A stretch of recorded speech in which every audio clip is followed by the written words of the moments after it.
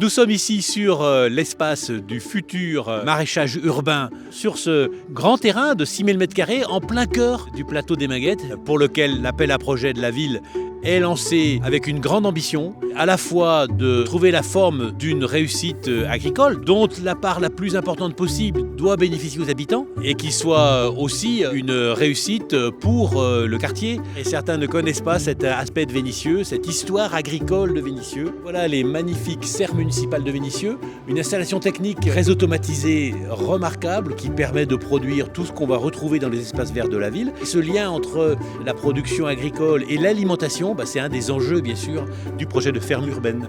Bienvenue du coup sur le site de l'espace ressources du projet Plateau Fertile. C'est un grand terrain qui fait 3000 m², qui appartient à la métropole de Lyon et qui est mis à disposition de la ville de Vénissieux. C'est un projet qui vise à réaménager avec les habitants cet espace qui était une grande friche, comme un espace écologique, c'est-à-dire avec des fleurs sauvages, avec des pratiques de travail du sol respectueuses. Nous, on mène par exemple des ateliers de découverte de la flore sauvage en milieu urbain, des ateliers de végétalisation des balcons.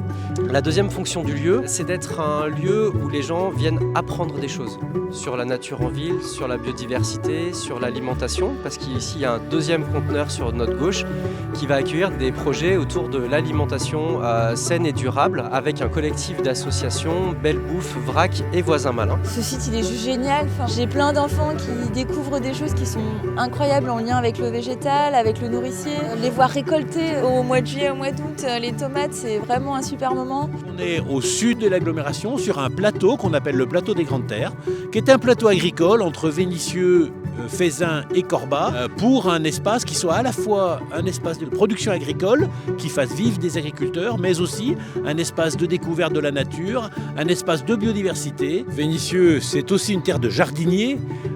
Les ouvriers, il y a quelques décennies, avaient tous un jardin quand ils le pouvaient.